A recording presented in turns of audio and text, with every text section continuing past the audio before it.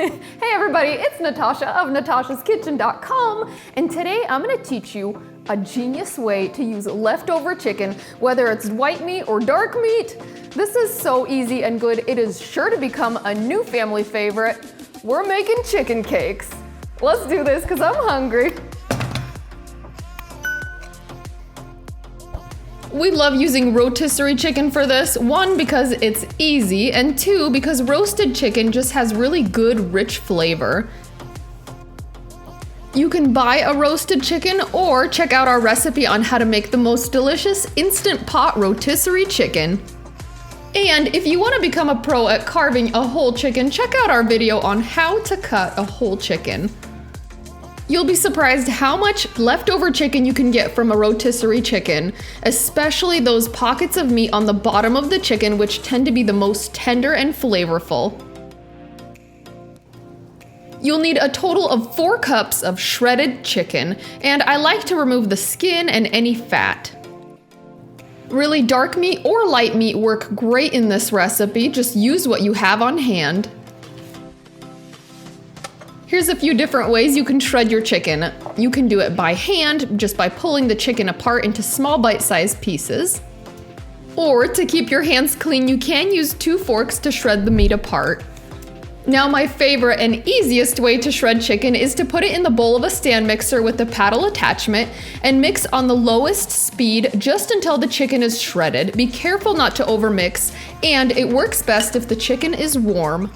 Now in a large mixing bowl, we're gonna make the batter. Combine 2 large eggs, 1/3 cup of real mayonnaise, and the mayonnaise adds moisture and great flavor, so don't skip it. Also, you'll need 1/3 cup of all-purpose flour, 3/4 teaspoon of salt, and 1/8 of a teaspoon of black pepper. Also add 1 teaspoon of fresh lemon zest, and do not skip this because it completely transforms these chicken cakes. It adds great fresh flavor. And last but not least, add 3 tablespoons of freshly chopped dill, and if you can't find dill, you can also use a little bit of finely chopped parsley. Whisk that together until it is a smooth batter. The batter is the glue that holds these chicken cakes together, so make sure if you add more chicken that you also increase the batter proportionally. Add the shredded chicken and 1 1/3 cups of shredded mozzarella cheese. The cheese makes these extra creamy, cheesy, and also helps to hold the cakes together. Stir that until it's really well combined and all of the chicken is coated in the batter. Now cover the mixture with plastic wrap and refrigerate that for at least 30 minutes. Chilling the mixture will make it much easier to form your patties. Refrigerating also marinates the chicken and infuses every bite with amazing flavor.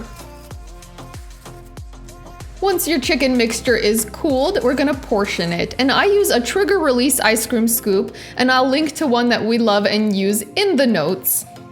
Using this scoop makes it easy to portion them evenly.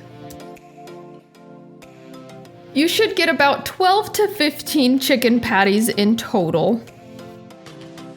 Once you have that portioned out, you're gonna dip each one into a bowl filled with 1 cup of Panko breadcrumbs. Roll each ball into the breadcrumbs, pressing them gently to adhere.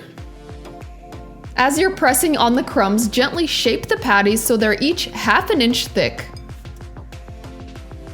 The breading adds a crisp exterior once these are fried, but it also seals in the juicy center and keeps the cheese from sticking to the skillet.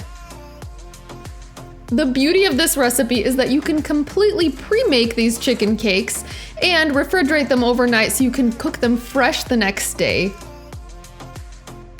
And they also reheat really well, so you can cook them and reheat them the next day.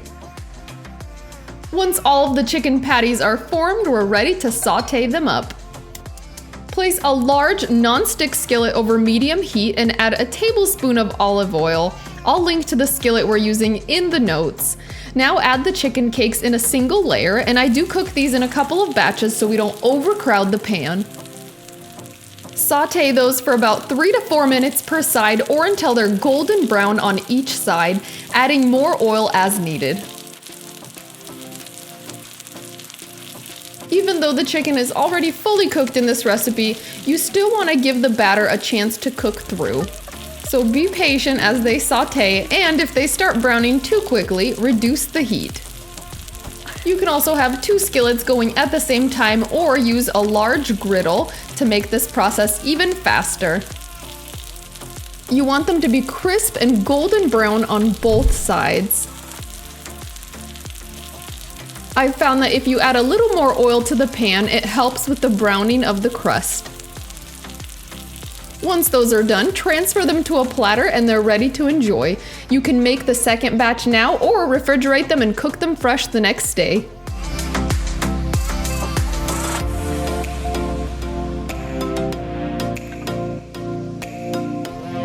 Oh, it is go time. One of the things I always recommend when you're frying something in oil is to sprinkle a little bit of salt on top just as soon as it comes out of the oil. Just like with French fries, it adds a really great flavor. It's a simple trick, but it will transform your foods. Okay, that looks right. All right, and a squeeze of fresh lemon juice, because remember we put lemon zest into these cakes. And then the lemon juice just really freshens it up. Also great flavor. And I love to serve these with some more lemon wedges that people can squeeze over their cakes. It also makes for a really pretty presentation. Okay, put those on our platter. My kids love these with just a little bit of ranch, but I do have a really good garlic aioli that we used for our chicken fritters that works really well with this recipe too. And I will link to that in the notes. Oh, I'm hurrying because I want to get to this fresh because it has that little bit of cheese pull. Okay, we're gonna do this. We're gonna do this.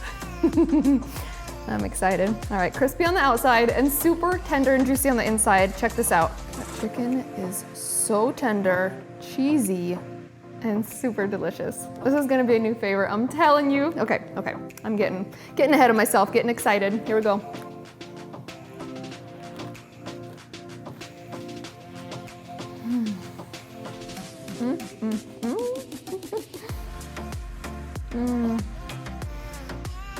Wow. This is so good. Oh, I love the texture, that little bit of crunch on the crust, and really just so tender inside. It's amazing how it transforms leftover chicken into just the juiciest morsels of chicken, and the cheese does keep it moist. You can skip it if you want to, but I think it makes these better. And you can really taste that lemon because we added it fresh over the top, and that little bit of lemon zest inside goes a long way, so do not skip it. Plus the fresh dill. Oh, it's a light flavor, but it is just so good with lemon and chicken. Awesome. I have to have another bite.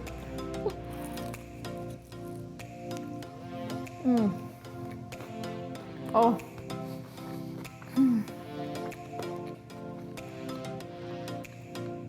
I don't think these even need any more sauce because it's so good. A little bit of lemon though.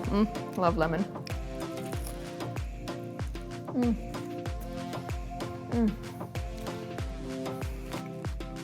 Wow. I can't get enough. I know this is supposed to be a taste test and not lunch, but I can't help myself. Oh, and if you have more leftover chicken, we've got some great ideas for using up leftover chicken right over there with our chicken avocado salad. It is probably the #1 salad recipe on our blog. Or you can make a really good homemade chicken noodle soup, so don't miss that recipe either. And you can even make a bone broth, the most delicious bone broth, with the leftover carcass. So I'll leave a link to that in the notes, and we'll see you in our next video. I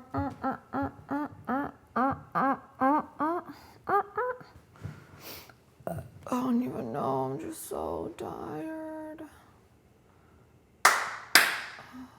Okay. What? Cut. I know, but my upper and back, my shoulders are a hustle at the gym yesterday, okay? I'm a hustling, baby. Higher power.